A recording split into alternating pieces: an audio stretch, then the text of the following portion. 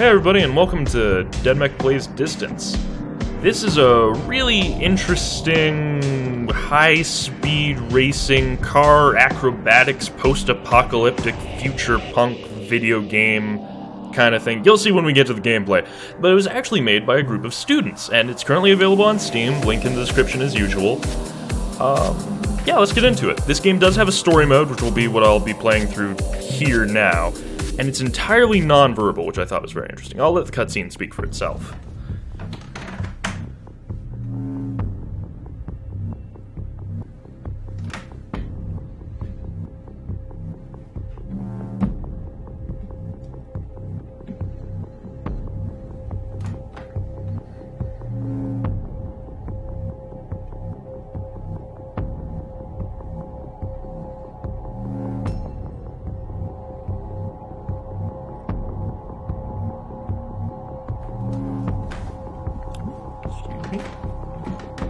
Sorry, I'm trying not to talk, but I have to shift in my chair a little bit to get more comfortable.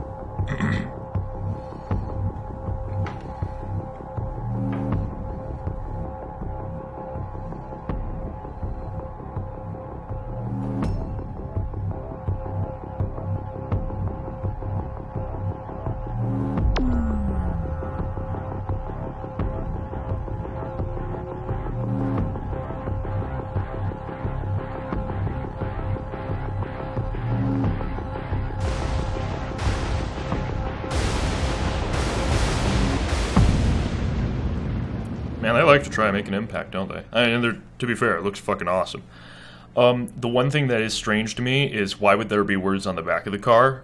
Who's gonna look at the back of the car? Well, I mean, the player, obviously, but I mean, realistically speaking, what kind of car would be designed like that? So, I mean, just starting off from the gate, we've got a lot of questions, like, why haven't we been activated for this long? What's going on out here? Where are we? Why do I have a booster engine thing? Well, that one's obvious, it's because boosting's fucking awesome. But aside from that, you know, there's a lot of questions. And to be honest, in its current state as of recording this, the campaign doesn't really answer those questions terribly well. That's partly because, it's in beta, so I mean, it's an incomplete campaign. But, you do get a pretty good feel for the universe that you're set in and get a general idea. I think that for a beta campaign, it serves its function admirably. Ooh, almost went off the edge there. But, I'd like to see more of it. I keep on forgetting I should be boosting. Unfortunately, these early levels are a little bit dull because they're just like getting the player used to all these gameplay mechanics, which they can get pretty radically different from what you see in traditional racing games, so there's a good reason for that. But yeah, they can get a little boring. If they get too boring, I'll just skip through them. But you can do all sorts of cool stuff, like run on wall or drive on walls. That doesn't always work very well, though, as I just demonstrated. But like, yeah, it usually goes a little bit better. Like, I find that driving on the ceiling works better, typically, in my personal opinion. All right, let's see if we can get up that ramp. Oh yeah, made it. One thing that's really awesome about this game that I really enjoy is the booster doesn't just propel you along when you're on the road, it actually acts like a rocket thruster. Like if you're in midair and you angle yourself the proper angle, you'll actually be propelled in that direction. So you can, if you're really desperate and your car can't fly, because that's another thing that you can do in this game, that's an option that you can undertake. Like, see, I didn't boost in that area back there, because if I did, I probably would have gone over the edge. Because thrusters are cool. And yeah, that's the end of the first level. It's just boosting and turning and accelerating, pretty much. Very simple stuff. I went a little bit ahead and I demonstrated, that you can wall ride, which honestly is a little bit more advanced. They kind of demonstrated it there, but it was on the road itself. In later levels, you actually have to do that to survive some of the obstacles. And oh boy, are there obstacles in this game? The answer to that is yes, because that was posed as a question. Are there obstacles in this game? Yes, there are in fact obstacles in this game. Deadpan Dedmek is me all the time. Anyway, so yeah, here's our first obstacles. They're these things, they're not usually too much trouble. They're probably the most predictable, which is why they're introduced first. Well, I guess you could consider those pylons, or the pillars. I can't resist, guys. I really can't. Like, why wouldn't you do this? It's just so fucking cool. But yeah, there's those pylons. Oh yeah, now we have jumping. So yeah, the pylons were the first thing, but they're pretty easy to dodge. The walls are almost as easy to dodge, and now we got these things, which I will be honest, these little like stopgaps. I don't know what to call them, but they've killed me a couple of times. Just because you know, it's just you're going really fast. You just go really fast and come to a sudden stop, and that's gonna kill you. That's what kills you with all the other obstacles.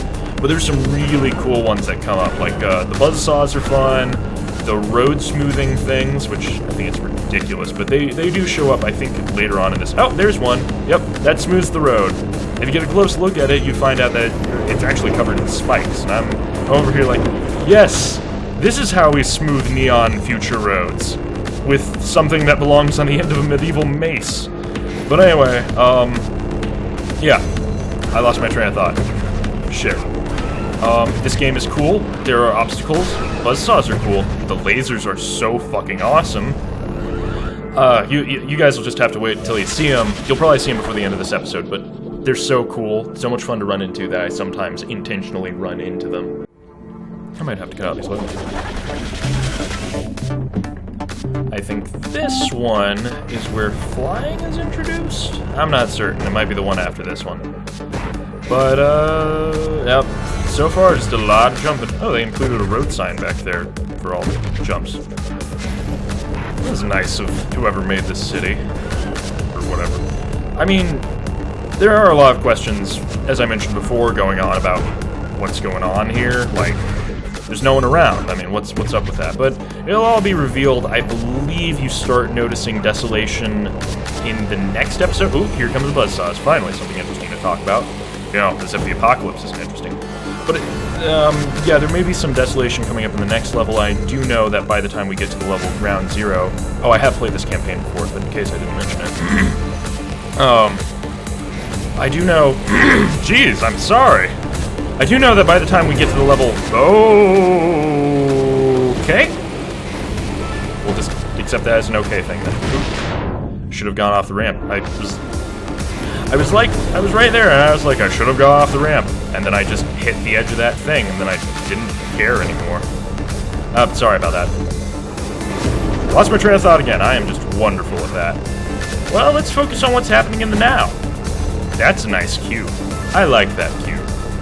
Anyway, I guess this isn't the flying level. Is it? No, this is just more... I thought that might have been the flying thing, so I was... The flying sign, so I was like, maybe that's a flying sign, but then it wasn't. But anyway, yeah, if I try to fly now, it just says input corrupt.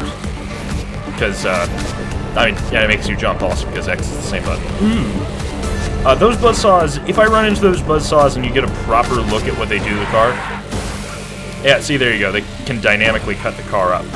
Oop, that doesn't look like it's supposed to happen. Okay, I fell off the side of the road, but you know what, we'll try and make it work. I don't think this is gonna work. Oh, come on, I was really close there. Alright. Well, you can always press the back button and just restart from an earlier checkpoint. And they're pretty, in the main campaign, they're pretty good with this stuff, but there have been a few missions where it's just like, gee whiz. They're just brutal with that. Oh, I should have run into that one. Wait, I can run into this one? Oh, no, I guess not. Well, I'll just let it happen if it happens, but it's pretty awesome when you get cut in half. And that's one reason why the lasers are so much fun, because that's what they do. Oh, here comes the lasers. There we go. Yep, see, I just keep on going. Now, if I can just get one down the middle, there we go. And you can keep on driving, even though you've been chopped up horribly. Now, the real trouble is if you start flying like that, then you get all twisty-turny. But once again, you haven't seen the flying yet, but you will. You will be. You will be.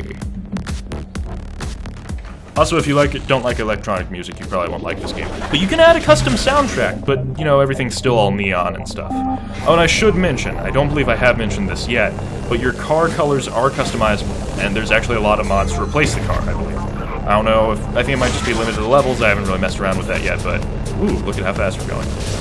Ooh, look how cool that was. But, yeah, the default car colors are, I believe, white and blue. I just happen to like this one.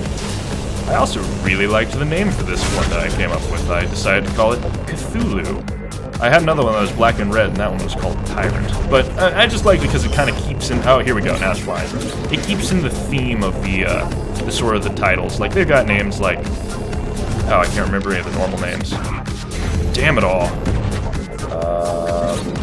But they have names that, you know, there's one-word names, and they're kind of like, yes, this is a cool name that accurately describes this color.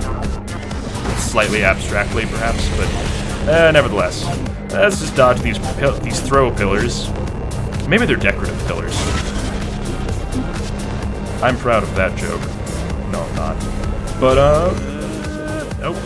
Okay, got some things coming up, and a lot of levels will disable your flying ability later on, actually, which sucks, because flying is super useful, but I can kind of understand why they might, because it's super useful. Like, if you fall off the track, you can recover, like, 80% of the time, I'd say, if you have flying enabled. But then the later levels, like, you'll have it disabled, like, 60% of the time, so, you know, it works all the time. It works 80% of the time, 60% of the time. Yeah, I just made a hand-handed Anchorman reference. What you gonna do about it?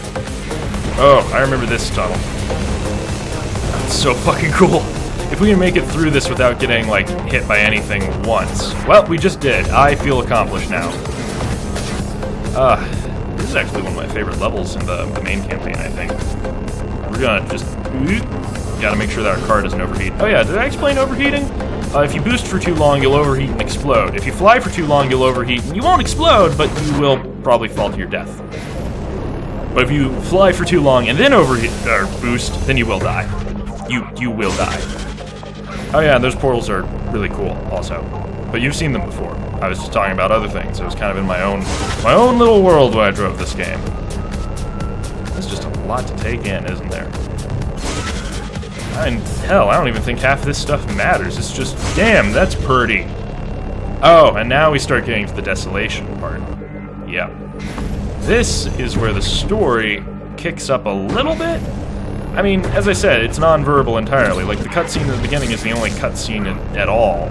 So, I mean, you kind of have to interpret things. Like, you got a car waking up after a long time, some really fucking cool cities with an awesome soundtrack to go with them.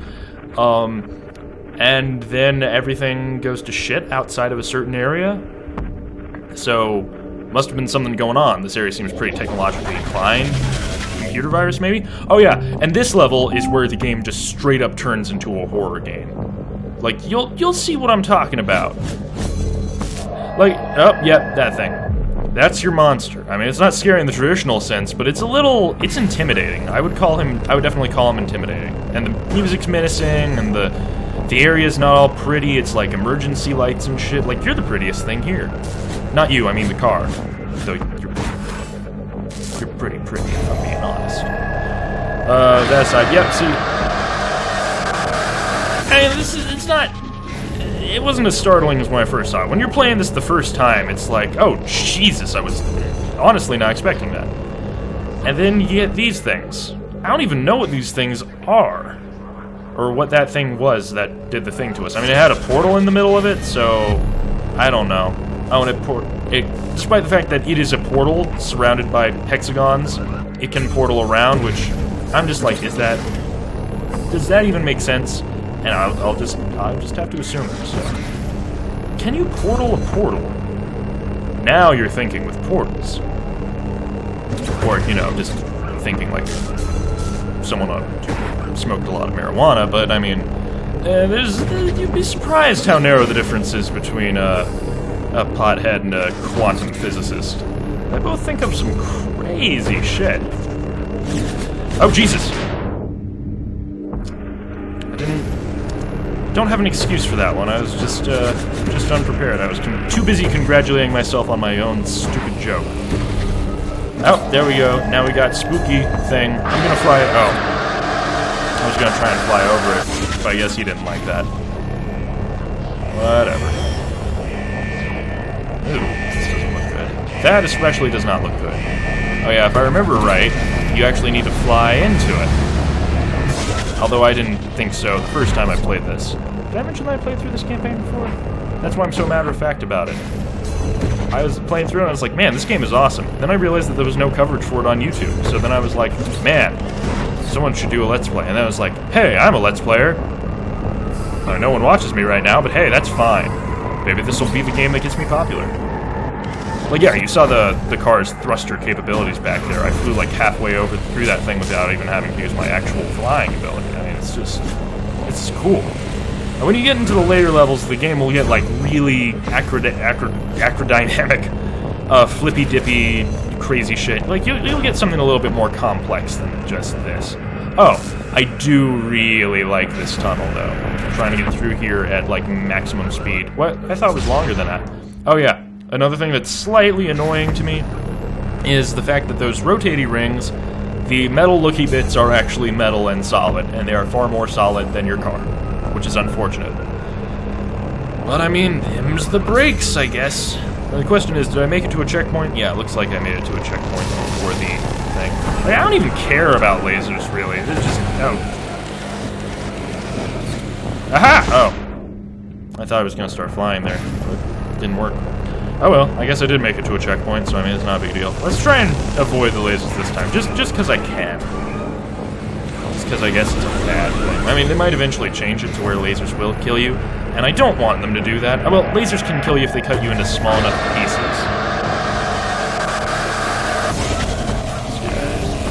Oh yeah, and now everything's just going crazy and shit. Oh, there's part of my car. Oh, there's... well, I didn't chop off any of my car, but you get the idea. What was I saying? Whoa, okay. Guess he's gone now. Oh yeah, maybe they will change it, because this is still just beta version, to where lasers will kill you if they cut through you. And I don't want that. Lasers are awesome the way they are, the way that you get your car all chopped up. I mean, sometimes it can heal itself, like it just did there. But I mean, it would make sense from a gameplay standpoint.